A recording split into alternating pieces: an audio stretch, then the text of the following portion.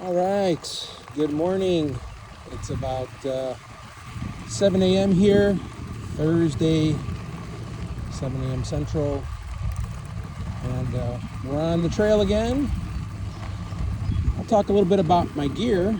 I just got a helmet, so it's my first time riding a bike with a helmet, believe it or not. I've never wore a helmet, so it's a little different. I mean, you can feel something on your head. This is one of those, it's a little bit of an upscale helmet made by a company called 1000.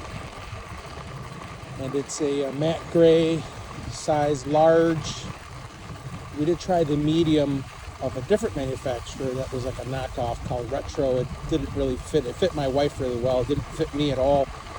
But when it did fit her, it was on the highest setting. I didn't like that. She couldn't adjust it at all. So I waited for Amazon Prime Day, and the helmet dropped from $100 to about $79.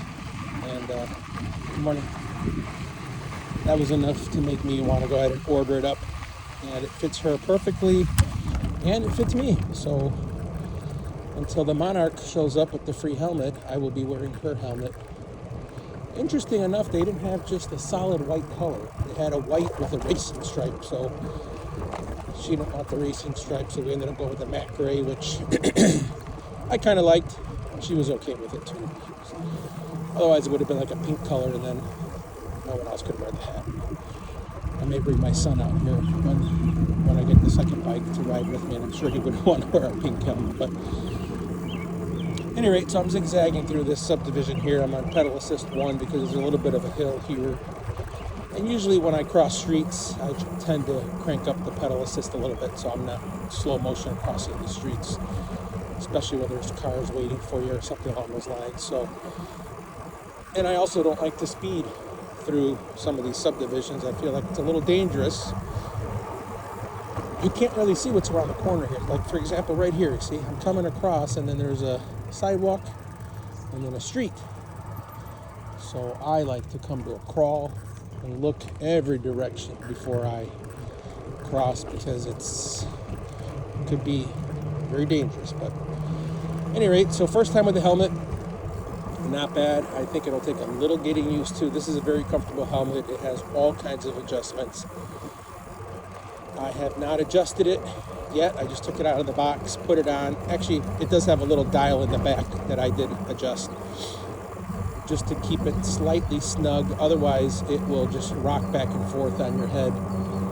And what I do like about this helmet compared to the other ones, is it has a magnetic clasp. Now, it's not magnetic where you just kind of hold it up to it and it goes, but it is kind of a magnetic and a slide buckle. So you have to slide it on top of the other one, and there's a magnet that just grabs it. Much nicer than the other ones that you kind of have to pinch close the buckle, if you will, that we're all used to with everything else. And those buckles are a little bit of a pain to do because you can't see which way you're doing it when it's underneath your chin. And oftentimes you pinch your chin and then you're upset about wearing a helmet. So I don't think you can really pinch your chin on these because of the way the buckle is. So very thoughtful on how they plan that one out. So far, I'm about 20 minutes into the ride with the helmet on, and no complaints. I think it's fine. I mean, it is a little bit different, a little heavier than a baseball cap, but not heavy enough to make your head bobble like a motorcycle helmet would. Much lighter than a motorcycle helmet. So, but it is safety. I've heard horror stories about people not wearing helmets, so I'd recommend be as safe as you can. So I'm going to go through my gear here from head to toe. I feel like I'm carrying too much, but then again, maybe not carrying enough. So nice if people signal when they should. I have my helmet on. I have a pair of sunglasses on. I recommend wearing some sort of glasses when you're riding here because there's a lot of wind, there's a lot of bugs, and the last thing you want is a bug to fly right into your eye while you're out for a ride. It would not be pleasant. So Sunglasses. I do have my Father's Day gifted AirPod Pro 3, which, man, I tell you, those are game changers. I have them on transparency mode, so the weirdest thing, I'm not exactly sure the technology there. I think the microphones listen to what's around me and plays it into my ear. The weird part is that you hear it at the exact same volume you would without the headphones on. So it's not like you don't hear it like a hearing aid, for example, or like headphones, with a speaker. It's the weirdest thing. You actually hear it at the same volume that it plays. So I don't know the technology there, but with a click of a button, I could also turn off everything outside and do the noise cancellation, which, I mean, no joke, it cancels out 95+% of the sound around you. You won't hear your bike, you won't hear the wind, you won't hear nothing else. So that's cool, but not very safe when you're on a bike ride by yourself, because you need to be able to hear what's going on around you, whether it's a car horn, a dog, or barking, anything, sirens. You want to be able to hear what's going on around you. So I put them on transparency mode, and it's weird when you play music on transparency. It kind of feels like you have like a Bluetooth speaker with you, where you can hear the speaker and then still hear everything around you, but the sound sounds like it's coming out of your skull, like right in the middle of your head. It's so balanced, and it has the spatial audio, which when you turn your head, it goes from one headphone to the other, so it kind of tracks your head to your phone. So if your phone is in front of you, you turn left, the sound comes out of the right. Wild technology. I am going to research on exactly how that works. I don't know how that works. And then I'm just wearing a hoodie, as it is kind of chilly here. It rained quite a bit yesterday. I was not able to go for a ride yesterday, which is kind of a bummer. So it is kind of chilly. I don't know the exact temperature, maybe 60, high 50s, 60 right now. And hoodie, undershirt, shorts, gym shoes. I have my phone on me. I have a pocket knife.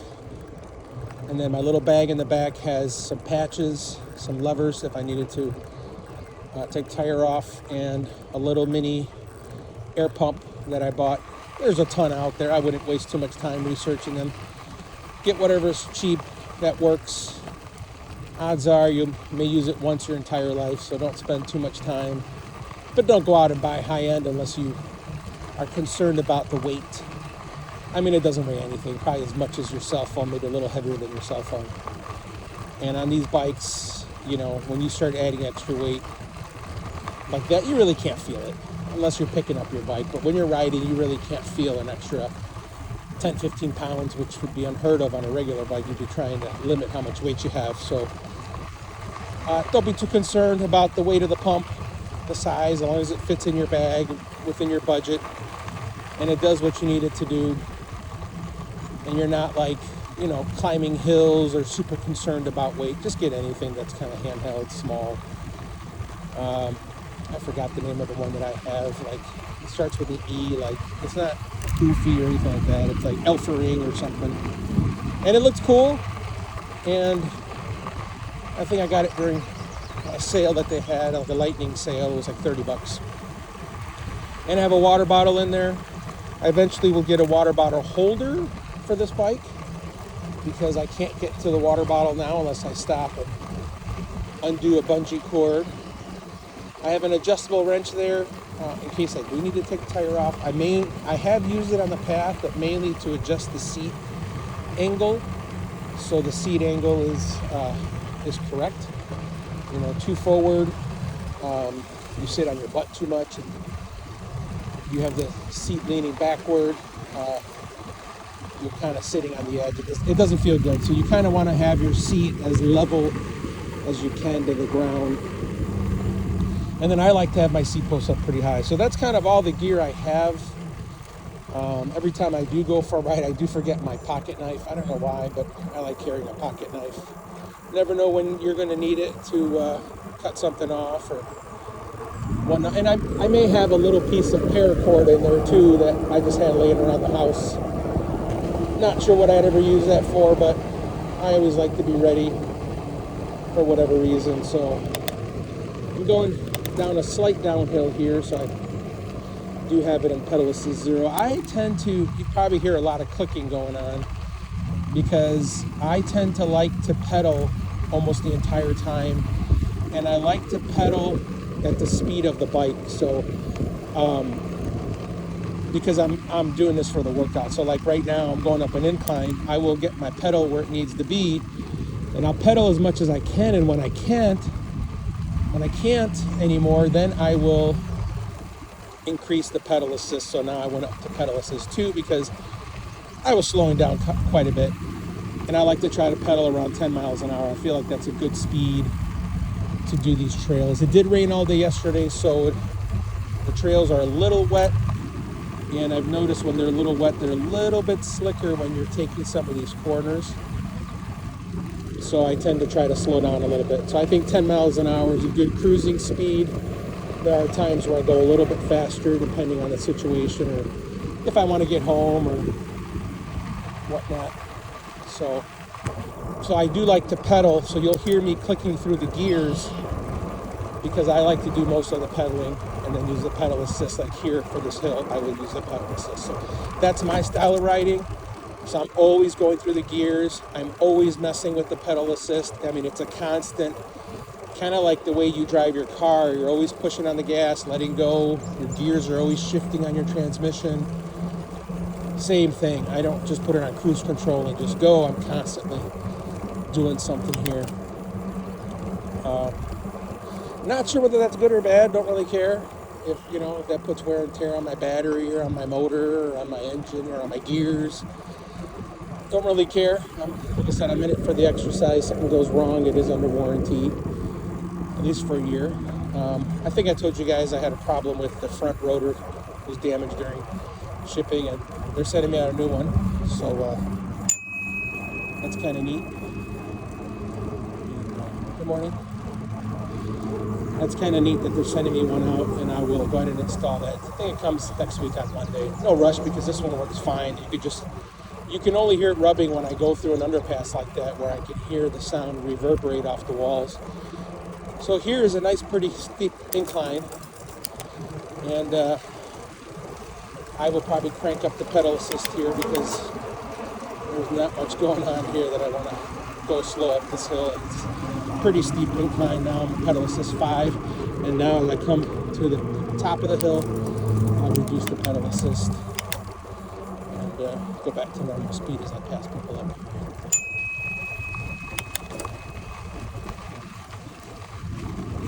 Good morning.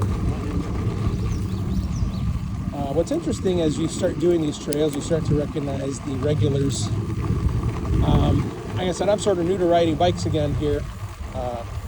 If you haven't ridden a bike in a long time and you want to get out there, riding a regular bike is just too much work, or you can't really get that distance, don't mess around. Go get yourself an e-bike. I mean, it is worth the fun. It is well worth the fun. Don't be concerned too much about which one you get, how you're going to get it, unless you're like an enthusiast.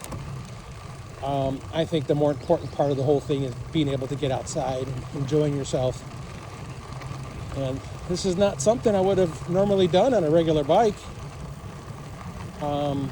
Maybe after doing this for a few months, I'll build up the endurance to get on a regular bike and maybe be able to go much further. I'm in average shape. I'm not, a health guru, and I'm not way too out of shape, but I can get on a bike like an average person can and ride a bike like an average person can. I don't have any ailments to keep me from riding a bike, but this is kind of far. This is kind of far to be able to go on a regular bike, and if you get to the end and you're really winded, you still got to turn around and go back. I will say, when you ride an e-bike, especially a fat tire e-bike, and you get on a regular bike, and we have a mountain bike at home that has regular mountain bike tires. I think they're maybe 2.5 inches wide. For comparison, these are 4 inches wide, so these are double. The other bike feels like it's lightweight. Like you start to pedal and you feel like you're going to do a wheelie because the bike is so light and your legs have been accustomed to pedaling this fat tire e-bike. So I guess that's a plus. I could probably bring my regular mountain bike all the way this far, but I struggle with a regular bike on the roads when you're sharing it with other people, because when you hit slight inclines on the road, I mean, you're down to a snail's pace. You're down to maybe 3-4 miles an hour, and you are pushing, and these cars are flying by you. And you know, when you're pedaling that hard, it's hard to maintain a straight line, so you really are kind of zigzagging on the road a little bit. You know, you're still closer to the shoulder, but when there's no bike lane, you are zigzagging a little bit, where on an e-bike, you can pedal, but you can also set the cruise control to 20 miles an hour and just kind of maintain a straight line and focus on staying straight as these cars go past you. That's more of what I like to do versus huffing and puffing and pedaling and really taking a long time to get up some of these inclines. There's a turkey. Look at that. Try to go towards it. Look at that turkey over there. That thing is massive. Holy cow, look at that thing. Hang on a second, you guys gotta see this. Wow. Look at the size of that thing. Wow, that thing is huge. And I guess since I unmounted my phone, I'll show you guys what's going on here. Give you a look at my helmet. Not sure how that looks, but AirPods, sunglasses, helmet. Pretty nice. Not sure how it's going to come out on video, but whatever. Put you guys back on here. And that was a huge turkey. I've never seen one of those around here. So, you know, you start to see all the regulars out here. There's people that do this walk every day, and at a certain point, you don't see people walk anymore because it is too far to access on foot. So you'll usually see them closer to parking lots or entrances from subdivisions. So like right now where I'm at, it's kind of far for someone to walk this far. But I guess you do see runners, some people that want to walk a few miles. You can see a lot of the washout here on the trail. But the thing I was mentioning too is, so I told you guys I pre-ordered that Monarc Marker. I keep wanting to say maker. Marker. And that's a fat tire e-bike by a new company launched by Lectric, which I mentioned, kind of like the Acura of the Hondas. And they just launched yet another bike. And good morning. They launched another bike that is it's called a Tracer. And it's basically the same bike, but it doesn't have the fat tires, which decrease the weight on the bike quite a bit. The frame looks almost the same. There are some differences between the frame, but not very noticeable unless you have a tape measure out and you're looking at it. The bike is probably 10 pounds lighter, and it's got much thinner tires. It's more for a cruising bike. And the dilemma I had is I haven't received my marker yet. I don't think anybody has, because it is pre-ordered. They're going to ship mid-July. And now they released the Tracer, which is going to ship at the end of July, which is $100 less. But in essence, it's the same bike with thinner tires, lighter. I think it has all the same gear, same touch screen and lights and motors and controllers and batteries. Monarch is a little bit different than other manufacturers. They want to standardize on their batteries. So I think all their bikes take the same batteries. So if you buy a Monarc Marker and then you decide to get the Tracer, you can interchange the bike. You'll have 4 batteries because their bikes come with an extra battery. So pretty cool. Only thing is that they advertise the range way higher than every other bike because of the extra battery, but the other battery is an accessory. It doesn't clip in. You can't just put both batteries on and go. It's an accessory that you have to carry with you, so you'll either have to get a bag or a mount or something to carry the extra, you know, it's like probably 7 to 10 pounds of battery, which, as I mentioned earlier, the weight is not a significant difference on here, but it is another thing you've got to bring. And I try to carry less when I'm out here, so bringing an extra battery, I think for my style of riding, I will probably bring it along the first few rides to see what the range is on the one battery. and then probably not bring it again because I just don't want to have that extra thing. You know, the batteries are kind of big. They're not small. They are big. I mean, it's probably, you know, foot and a half long, a few inches wide, and it's, you know, 8 to 10 pounds or 6 to 10 pounds, and a lot of weight to bring along, and you've got to figure out where to fit it.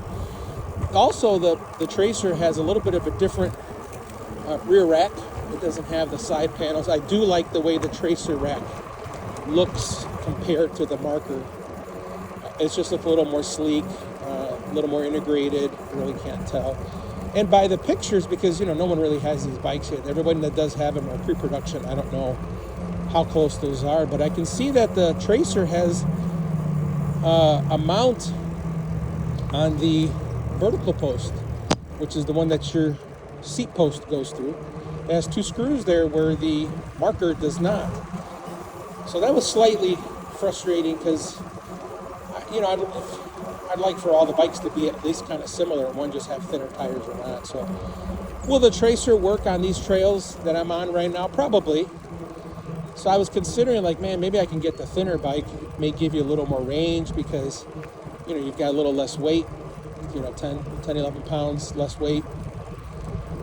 But then you end up making up the weight difference with all the gear. So, and to be honest, the fat tire bike does cushion the road quite a bit. There is more rubber hitting the road on these, so it is harder to pedal. But on some of this gravel, like I said, after the rain, it's a little loose, and it gets even a little looser as it dries up. I do like the fat tire bike. I think a regular tire bike could probably do the same thing too. Now these are, when I say 2 inches, they're not like what you remember back in the days as a 10-speed, the really thin road tires. No. A regular mountain bike has 2-inch tires, which are pretty thick tires, but a fat tire bike is double that. It's like 2 of those. So a fat tire bike is harder to pedal, no doubt harder to pedal, and there's no doubt that you can feel the weight on the fat tire bike versus a non-fat tire bike. But when you're looking at an e-bike and you're talking about 10 pounds, it's a marginal difference because you really can't feel the weight you're pulling. Now, maybe when you're going uphill, you could feel it, but I don't know if you took the 10 pounds off, if you're still going to be able to get up the hill just as easy. These bikes are geared very well. The Marker does have an extra gear. So I think it is a 9-speed bike versus this one being an 8-speed. They do have the fenders, and the fenders, you know, the Lectric advertises it as an option that they include free, but I haven't seen them ship out a bike without the fenders. And I love the fenders because, like, I just went through a puddle there, and back when you were kids, we've all rode through puddles, and what happens when you get home is you got a big mud strip down your back from the back tire throwing water up at your back. And that problem is solved with these, so you really can ride these anywhere. I mean, you see a puddle, you go right through it. You really don't even care. I love that about these bikes. I love it. It really increases your range, lets you go anywhere. So that's all the gear I have that I can think of, you know, and all regular stuff. I don't have any special bike riding shoes. I've got On Clouds that, you know, everybody had the On Cloud hype. They're the best shoes ever. They're all right. They're okay. They do feel comfortable. There is a lot of padding on it, but man, lately I've been getting shoes that tend to squeak. So these pair of On Clouds that I have on are probably less than a year old, and my right shoe has some sort of squeak to it. Every time I go for a walk, I can hear it, and slightly annoying. I was going to call them to see what they can do about it. They'd have to send another shoe out. I looked at the bottom of the shoe, and there's some sort of glue that's either coming off or something going on. It's not something that you can fix. Good morning. Not something that you can fix over the phone. I mean, it's a shoe. There's nothing to it.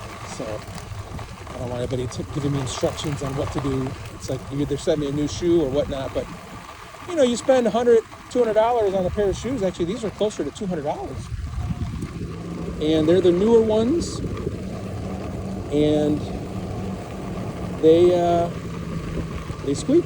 So don't really have a problem with them. You know, the On Clouds are a little bit bigger in the back, so they do sometimes hit hit the back of the bike a little bit, but that's because of the way I'm riding.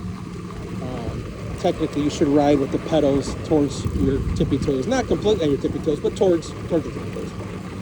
And that's probably the most comfortable ride that you get. And if you have your seat post correct, that will give you a very, very comfortable ride. Morning.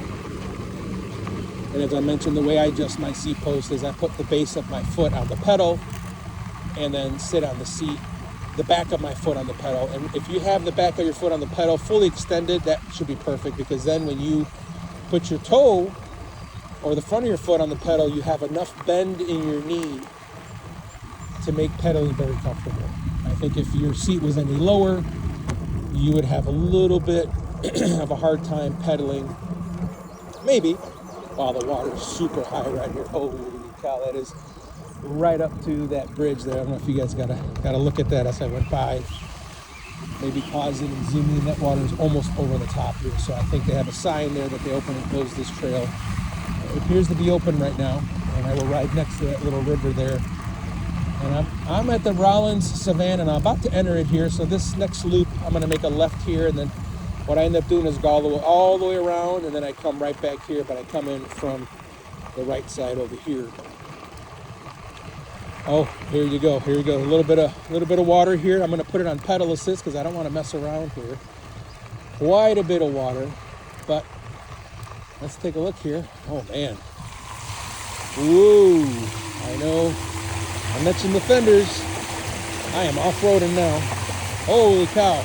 I would not recommend doing this. Oh, I probably should not have done it either. Oh, let me get out of here. Oh no, my shoes are getting wet. My bike is having a problem here. Let me hit the throttle. I'm on pedal assist 5. I should not have done that, everybody. Woo! Holy cow. Well, that really got a lot of water on this bike. I hope that motor is waterproof in the back. I'll tell you what was kind of weird about that. I got a little nervous, and instead of pressing the throttle on my hand, I kept changing the pedal assist, thinking I was hitting the plus for pedal assist, thinking the bike was gonna move, and I thought the bike was having problems, and it wasn't, it was me. I kept hitting the pedal assist plus button to move the bike. I guess when you get nervous, you do weird things like that. It was wild. My socks are soaked because I didn't think the water was going to come up that high. It actually came up to the crank. So my crank did get wet. Not very long, not enough for water to get in it. Holy cow, that was a lot of water. Oh my goodness. But other than my feet getting wet because of user error, the fenders were able to stop the water from hitting me, but this person's not going to be able to walk through that, guaranteed. So it's weird when you walk, some people wave, other people don't even look at you. But, it's okay, they're in their own little world, like I am here talking to you guys. And you do see regulars out here, as I mentioned, and it's interesting. People are getting out here every day and getting their exercise on. A lot of walkers, and I think if you park at the main entrance to this here, the Rollins Savannah, the loop, it's probably over 2 miles, or probably close to 2 miles to walk the whole loop.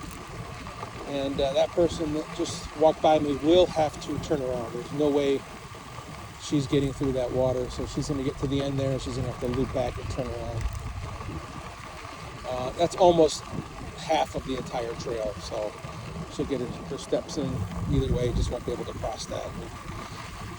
Wow, that was pretty cool. That was the first time ever going through that kind of water. This bike, other than me getting nervous and pushing the wrong buttons, it did it like a champ. It is worrisome when you go through water on a electric bike. I mean, there are some thoughts that go through your head.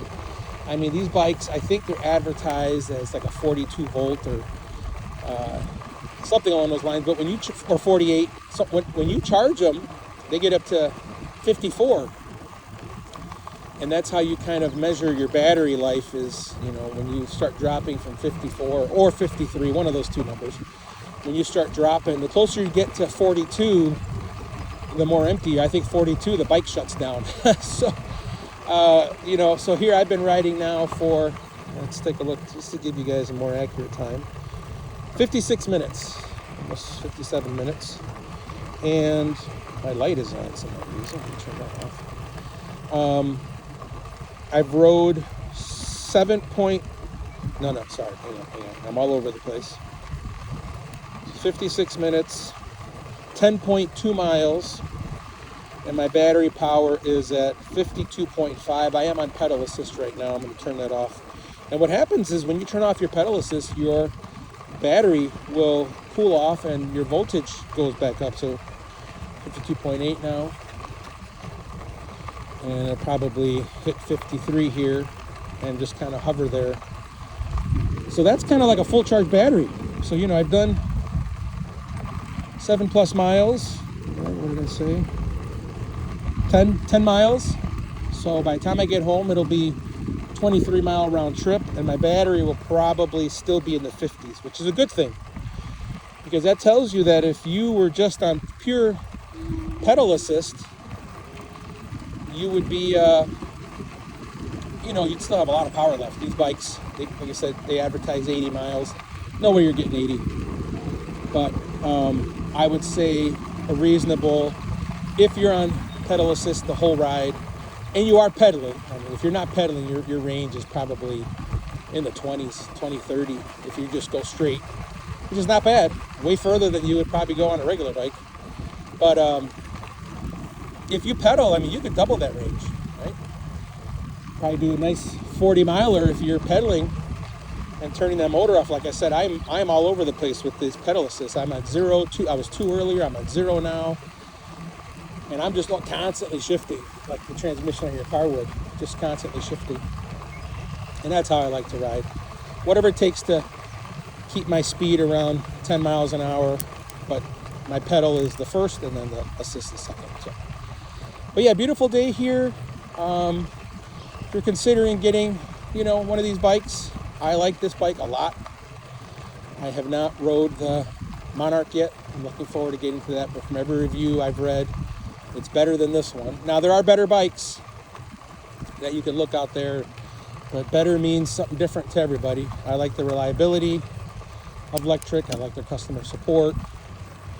And that, to me, is kind of overpowers these random companies you've never heard of, you know, with parts that you may not be familiar with. And now, if you're new to e-bikes, you won't be familiar with any of the parts that they tell you, but when you do a little bit of research, you'll see that some of the parts come from more reputable companies. You've probably heard of Shimano. They make a lot of the gears on regular bikes, and they also make it on e-bikes. And this one has a Shimano derailleur, which is the thing in the back that moves as you hit your thumb. But they make different kinds. I don't know the exact brand on this one, but the Marker has I think the Shimano Qs, so different versions of the same thing, which I guess some are smoother, and it is a 9-speed, and this one's an 8-speed. To be honest, I don't really have a problem with the 8-speed, so I'm not sure what the 9-speed, what I'm going to gain when I go. Good morning. I'm not sure what I'm going to gain when I go to the 9-speed. Maybe it's a bigger gear in the back that I can go up more hills, or not exactly sure, because this has pretty decent range. So, but other than that, you can see the parking lot here is getting filled up, because I don't think anybody went for a walk yesterday unless they like to walk in the rain. All these people walking are going to have to stop at that water there. Where, not me. I went off-roading with this thing, and it was pretty cool. Like I said, it's a little scary because this is electric, right? As kids, you're always taught, you know, you don't want any electricity anywhere near water. It's like, see the horror stories of people with the blow dryers in the bathtubs. I guess similar concept, right? You're on an electric bike, and here I am going through water.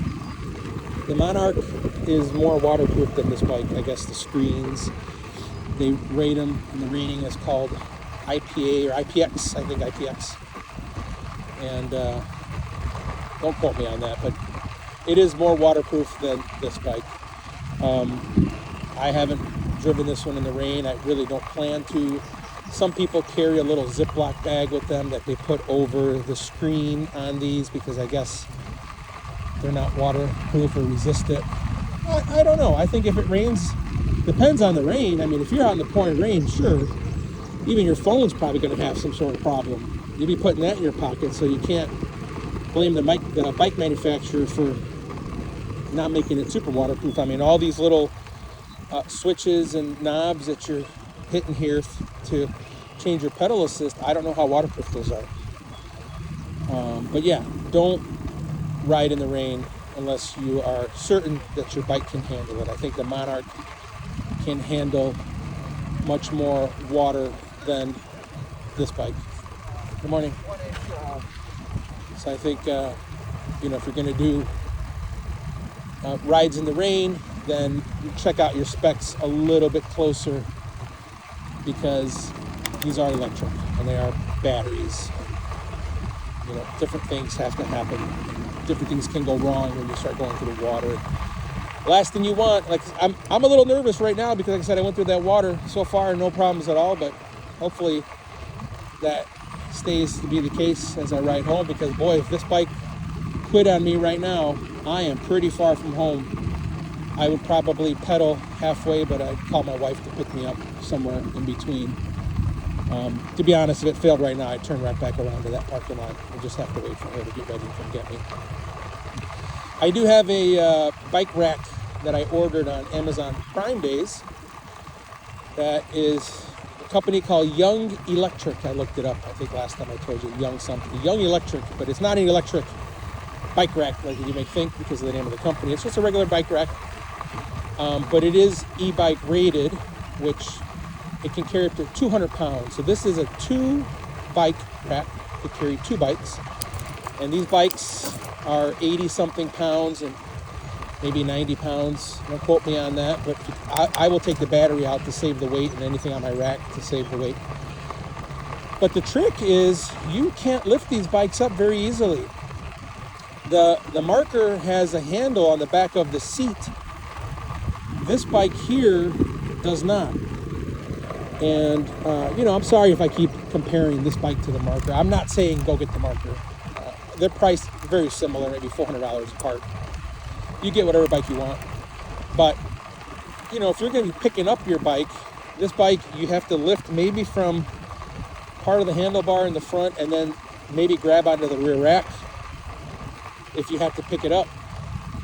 The Monarch, I tried picking it up from the seat here, but because this seat has the springs, it's not a very, I would not recommend picking it up from the back of the seat on this bike. It feels like the springs are going to pop out. You feel the seat moving on you. It's not, something's not right. Something's going to break if you do that. So it's not made to be picked up that way.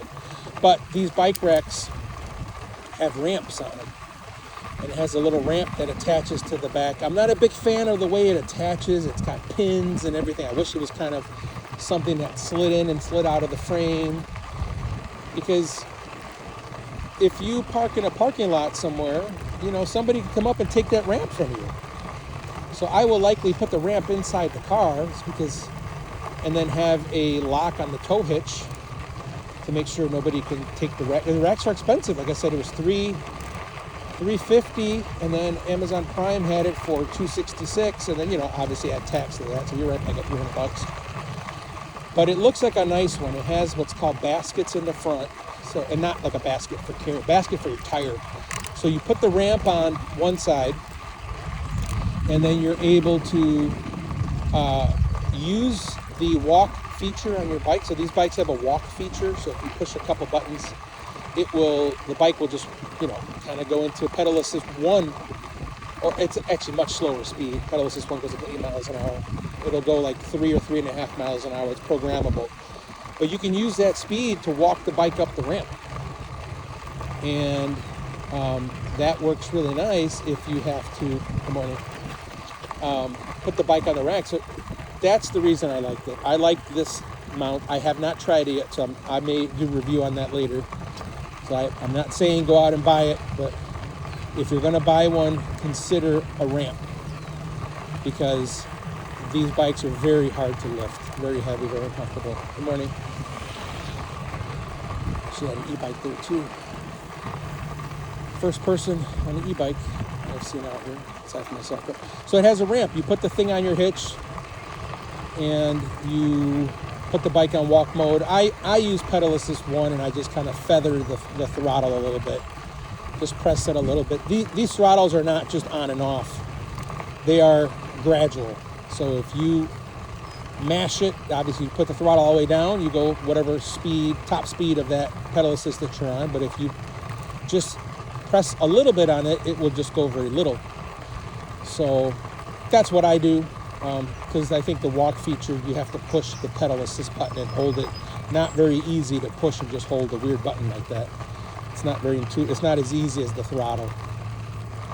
And then you ride the bike, you just kind of walk it up the ramp, and then the front tire falls into the basket. And then your back tire has like a block that you can adjust up on your tire, and has a strap that goes through it. And then it has a pole that comes up and will attach to your seat post, or depending on the kind of bike you have. And then that's it. You put a strap around there, strap around the front tire, strap around the bottom tire. It sounds like a lot, but from the videos I've watched, within about 2 minutes or maybe less, your bike is on the rack, mounted. And then you got to put this silly ramp back in. This is kind of silly. I don't know. I wish it was a different design. But, you know, you didn't have to mount and unmount the rack or the ramp. But we'll see. So, and the reason I wanted to get that, because now I can extend my range even further. When I got the second bike coming, my wife and I, we can't really do the Des Plaines River Trail from our house because it's not accessible. I'd have to ride on a major highway, which is not something I plan on doing. And also, just to get to this trail, I do have to ride on some roads with cars, and that's not always fun to do. I don't mind doing it because, you know, it's just me, but when you bring your family with, you really don't want them to have to do all that. So if I can easily put the rack on, good morning, put the rack on the bike, or on the car, put the bikes on, I know it's a lot. It starts to really kind of complicate the whole process, but it is what it is. You got to make a thing out of it. But it is nice to be able to leave my house and just kind of ride. Now I'd have to get this whole bike hitch thing ready, which is just another thing, but we'll see. Hopefully I can stick with it long enough that I can at least get some value out of it. I know a lot of people, including myself, buy a lot of things, get all hype, ride it for a while, and then all of a sudden you stop. So at any rate, that's kind of a longer video. Thanks for sticking with me. If you stuck around this long, either like to hear what I'm doing or you're interested in the bike. So I would say get it. Don't waste your time. So all right, guys, well, that's it for this video. I will see you on the next one. Over and out.